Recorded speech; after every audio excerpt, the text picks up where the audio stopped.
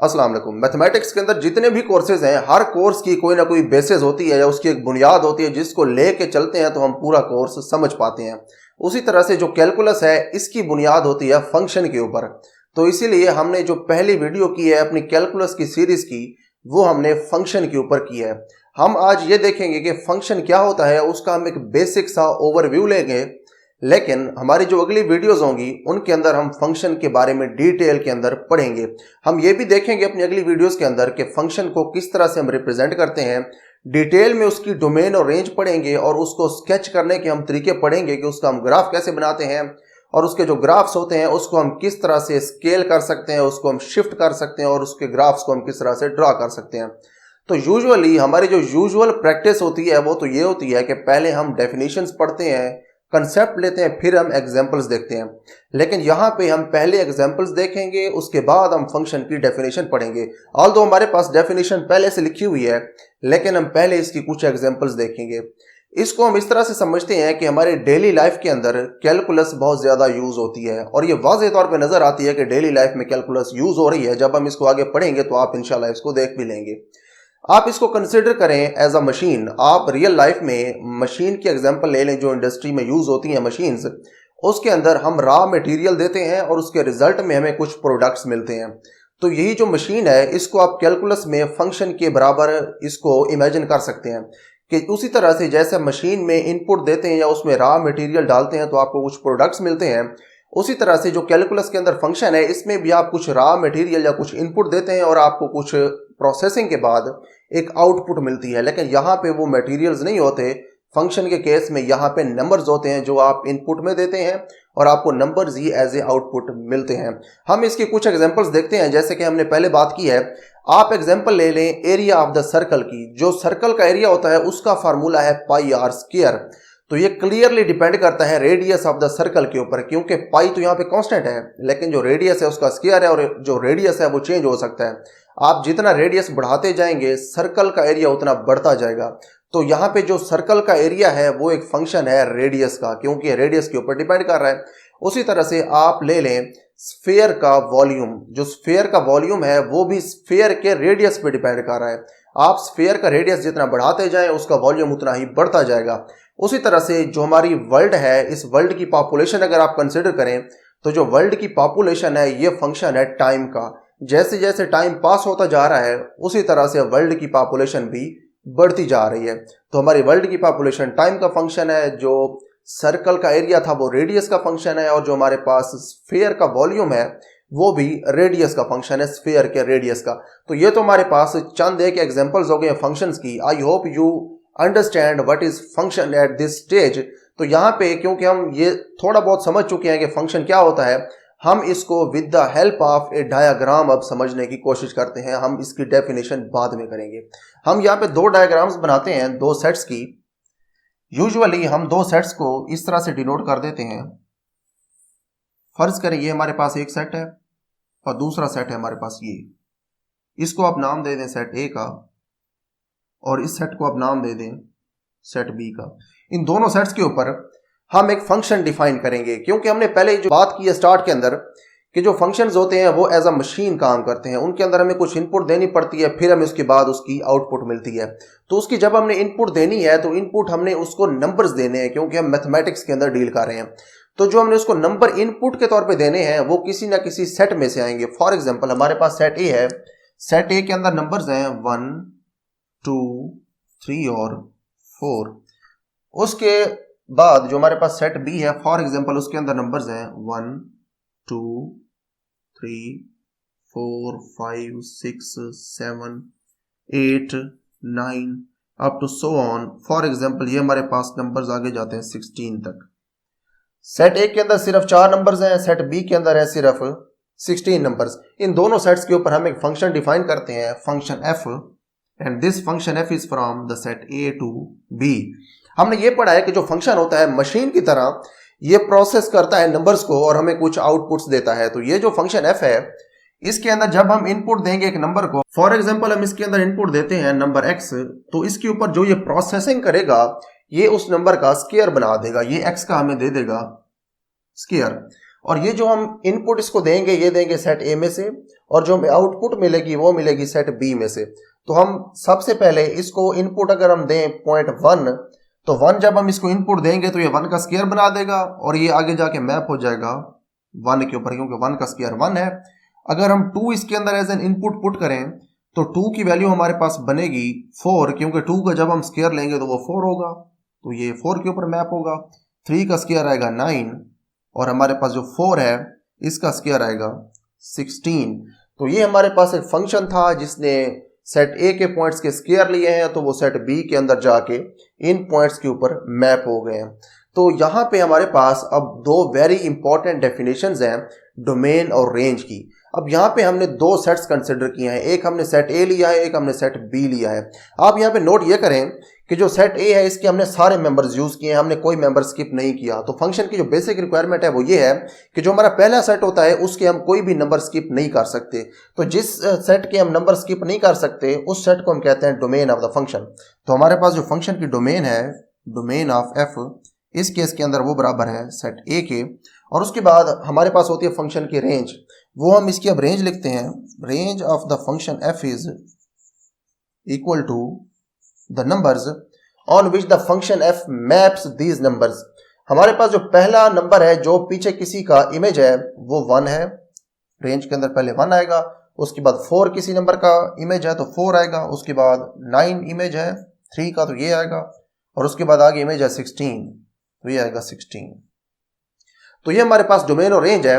Domain के अंदर हम पहला सेट मुकम्मल ले लेते हैं, कंप्लीट पहला सेट हम डोमेन के अंदर इंक्लूड कर देते हैं। हम कहते हैं कि जो पहला सेट है वो डोमेन है, और जो दूसरा सेट है उसमें से सिर्फ हम वो मेंबर्स उठाते हैं उस सेट के जो पहले सेट के मेंबर्स के इमेजेस होते हैं। तो वो जो इमेजेस जब हम उठाते हैं उन इमेजेस के सेट को हम कहते हैं रेंज। लेकिन जो हमारा दूसरा सेट है उस मुकम्मल दूसरे सेट को हम कहते हैं को डोमेन ऑफ द फंक्शन। तो यहाँ पे हमारे पास इस फंक्शन एफ की डोमेन ए है, इसकी को डोमेन सेट बी है, लेकिन इसको जो रेंज है वो सेट बी नहीं है। वो सेट बी के सिर्फ वो मेंबर्स हैं जो पीछे किसी के इमेज बनते हैं। यहाँ पे 1 इमेज बनता है, 4 इमेज बनता है, 9 इमेज बनता है और 16 इसका इमेज बनता है। तो ये जो इमेजेस बनते हैं वो हमने रेंज के अंदर लिख दिए हैं। ये डोमेन और रेंज और फंक्शन के बारे में एक जनरल सा ओवरव्यू है। ये जो डोमेन और रेंज है इसके बारे में हम डिटेल के अंदर बात अलग वीडियो में करेंगे। इसके ऊपर हम एक मुकम्मल वीडियो करेंगे जिसके अंदर हम फंक्शंस एज एन एग्जांपल लेंगे, डिफरेंट टाइप्स ऑफ फंक्शंस, फिर उन फंक्शंस की हम डोमेन और रेंज फाइंड करना सीखेंगे कि किस तरह से हम किसी भी फंक्शन की डोमेन और रेंज बता सकते हैं, और उसके लिए क्या क्राइटेरियंस हैं कि किस तरह के नंबर्स हम डोमेन के अंदर शामिल कर सकते हैं। तो ये हमारे पास डोमेन और रेंज थी। हमने फंक्शन के बारे में एक जनरल सा ओवरव्यू भी ले लिया है। तो यहाँ से जो हमने चीज़ें सीखी हैं वो ये है कि जब भी हम फंक्शन डिफाइन करेंगे दो सेट्स के ऊपर, सेट ए और सेट बी के ऊपर, तो हम इस बात का ख्याल रखेंगे कि जो हमारे पास पहला सेट है सेट ए या को डोमेन का सेट, उसके हमने सारे के सारे मेंबर्स यूज करने हैं, उसके हम कोई मेंबर मिस नहीं कर सकते। In other words we can say that we have to use each member of the codomain. Codomain के हमने सारे के सारे मेंबर्स यूज करने हैं, उनके ऊपर हमने फंक्शन अप्लाई कर देना है। फिर फंक्शन अप्लाई करने के बाद फंक्शन हमें जो आउटपुट देगा वो आउटपुट आगे जाके मैप होगी सेट बी के मेंबर्स के ऊपर। तो सेट बी के जो मेंबर्स सेट ए के मेंबर्स के फंक्शन अप्लाई करने के बाद आंसर्स बनेंगे, उन इमेजेस को हम सेट के अंदर बंद कर देंगे, और जिस सेट के अंदर हम उसको बंद करेंगे उस सेट को हम नाम दे देंगे फंक्शन की रेंज का, और पूरा जो सेट बी है वो कहलाएगा को डोमेन ऑफ द फंक्शन। तो यहाँ पे अब ये बात क्लियर है कि सेट ए हमने पूरा यूज करना है, और जो दूसरा सेट बी होता है हमारे पास जिसके ऊपर जाके फंक्शन मैप होता है, उसके जो मेंबर्स इमेजेस बनते हैं सेट ए के मेंबर्स के सिर्फ हमने वो कंसिडर करने होते हैं। और यहाँ पे एक और बात बहुत इंपॉर्टेंट है जिससे फंक्शन बनता है, वो बात ये है कि जो हमारे पास सेट ए है उसके हर मेंबर का सिर्फ एक इमेज होना चाहिए, उसके मेंबर्स का एक से ज्यादा इमेज नहीं हो सकता। जैसे यहाँ पे आप देखें तो हमने 2 का एक ही इमेज लिया है, 3 का भी एक इमेज लिया, और हमने 4 का भी एक ही इमेज लिया। अगर हमारे पास 4 के इमेजेस आ जाते हैं 2, 4 मैप होता 16 के ऊपर और 4 मैप होता 8 के ऊपर भी, तो उस वक्त जो हमारा एफ है ये दो सेट्स के दरमियान रिलेशन तो बन जाता, लेकिन दो सेट्स के ऊपर ये फंक्शन कभी भी नहीं बन सकता था। तो इसीलिए हमने इस बात का ख्याल रखना है कि जो पहला सेट ए है उसके सारे मेंबर्स यूज हों, और उनके जो सारे मेंबर्स हैं उनके आगे से जो इमेजेस हैं वो सिर्फ वन इमेज हो। तो ये जो दो हमने कंडीशंस पढ़ी हैं सेट ए के सारे मेंबर्स और उन सारे मेंबर्स का सिर्फ एक एक इमेज, इसको हम फंक्शन की डेफिनेशन में भी देखेंगे। तो अब हम जो एग्जांपल्स कर चुके हैं और जो ओवरव्यू ले चुके हैं from the real life problems and the examples from the machines and industries, तो हम इस काबिल हो गए हैं कि हम फंक्शन की डेफिनेशन अब पढ़ सकते हैं। तो हम अब फंक्शन की डेफिनेशन फॉर्मली पढ़ते हैं। फंक्शन की डेफिनेशन है हमारे पास, a function F is a rule that assigns. अब फंक्शन एफ जो है ये एक रूल है जो कि असाइन करता है, देता है, किसको देता है, to each element x belonging to D. ये डी यहाँ पे हमने इसलिए लिखा है क्योंकि डी जो है वो डोमेन को डिनोट करता है। यहाँ पे हमारे पास डी की जगह सेट ए मौजूद है, तो ये क्या करता है, ये हर element, each element x belonging to D को असाइन करता है एक number, exactly one element f of x belonging to E. यानी कि जो सेट ई है उसका f of x member assign करता है हर member x belonging to D को, लेकिन कितने एलिमेंट्स असाइन करता है, exactly one element f of x belonging to E. अब यहाँ पे मैंने दो चीजें रेड कलर में लिखी जो वेरी इंपॉर्टेंट पॉइंट्स जो हमने पहले भी डिस्कस किए हैं। वो दो चीजें ये हैं, this function F assigns to each element x belonging to D, यानी कि डी के जितने भी मेंबर्स एक्स हैं उन सारे मेंबर्स को हमने कुछ नंबर्स असाइन करने हैं। हम डी के कोई भी मेंबर्स मिस नहीं कर सकते, इसलिए हमने इसको रेड में लिखा है। डी के हमने सारे मेंबर्स को एलिमेंट्स असाइन करने हैं, लेकिन किसके असाइन करने हैं, ई के असाइन करने हैं। और किस तरह से करने हैं, एग्जैक्टली वन एलिमेंट। इस वन को भी हमने रेड लिखा है क्योंकि हमने जो डी के मेंबर्स को मेंबर्स आगे ई के असाइन करने हैं वो हमने एक से ज्यादा कभी भी नहीं करने, वो हमने सिर्फ ई का एक ही मेंबर डी के हर मेंबर को असाइन करना है। तो ये हमारे पास दो पॉइंट्स हैं जिसको हमने रेड कलर में हाईलाइट कर दिया है। उसके बाद ये तो फंक्शन की डेफिनेशन है। डेफिनेशन इसकी यही है कि जो हमारे पास एक सेट डी है, दूसरा उसके मुकाबले में सेट ई पड़ा हुआ है। सेट ई यहाँ पे हमने सेट बी ले लिया है, उधर हमने सेट ई ले लिया है, बात एक ही है। डी के हर मेंबर को हमने सेट ई का एग्जैक्टली वन मेंबर अलॉट कर देना है under the rule, under a function. तो यहाँ पे हमारे पास जो रूल था वो था स्क्वायर का, कि सेट डी के अंदर जो मेंबर्स होंगे उनके हम स्क्वायर ले लेंगे, तो स्क्वायर्स के जो ई के अंदर आंसर पड़े होंगे वो हमारे पास उनके इमेजेस होंगे और हर पॉइंट का सिर्फ एक इमेज होगा। और उसके बाद जो हमारे पास दूसरी कंडीशन है वो ये है कि सिर्फ वन इमेज हमने उसको अलॉट करना है, कि जो ई हमारा सेट होगा उसमें से हमने सिर्फ उसको एक इमेज देना है, एक से ज्यादा इमेज नहीं देना। ये हमारे पास फंक्शन की डेफिनेशन है।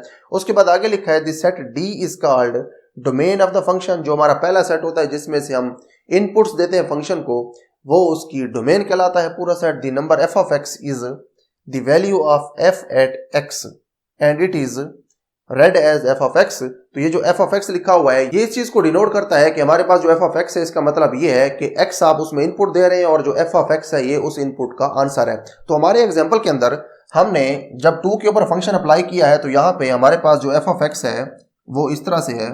एफ ऑफ एक्स अगर हम लिखें 2 के लिए एफ ऑफ एक्स, तो क्योंकि हम इनपुट यहाँ पे 2 दे रहे हैं तो हम लिखेंगे एफ ऑफ 2, और 2 जब हम फंक्शन के अंदर पुट करते हैं तो हमें आंसर यहाँ से मिला है 4, तो यहाँ पे जो एफ ऑफ 2 है वो आएगा 4 के बराबर। तो क्लियरली ये 2 के ऊपर फंक्शन की वैल्यू है जो कि एफ ऑफ एक्स होती है, जो हमने अब पढ़ ली है। ये हमारे पास डोमेन थी। और उसके बाद हमने ये देखा है कि एफ ऑफ एक्स क्या होते हैं, उसको हम पढ़ते कैसे। इसके बाद आगे रेंज लिखा हुआ है, the range of F is the set of all possible values of F of x.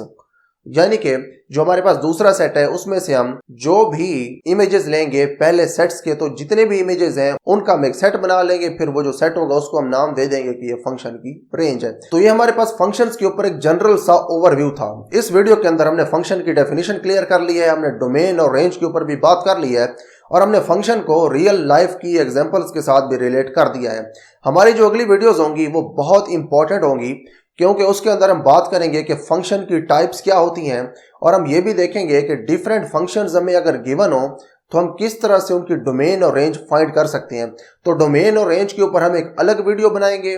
उसके बाद जो फंक्शन के ग्राफ्स होते हैं, फंक्शन के ग्राफ्स के ऊपर हम एक अलग वीडियो बनाएंगे, और हम ये भी एक अलग वीडियो इसके ऊपर बनाएंगे कि फंक्शन के जो ग्राफ्स होते हैं उनको हम किस तरह से शिफ्ट कर सकते हैं और स्केल कर सकते हैं, यानी कि किस तरह से उनको हम स्ट्रेच कर सकते हैं, उनको हम शिफ्ट करके जो हमारे पास प्लेन होता है उसके अंदर हम उसको किस तरह से मूव कर सकते हैं बाय एडिंग और मल्टीप्लाइंग और dividing some constants with the functions.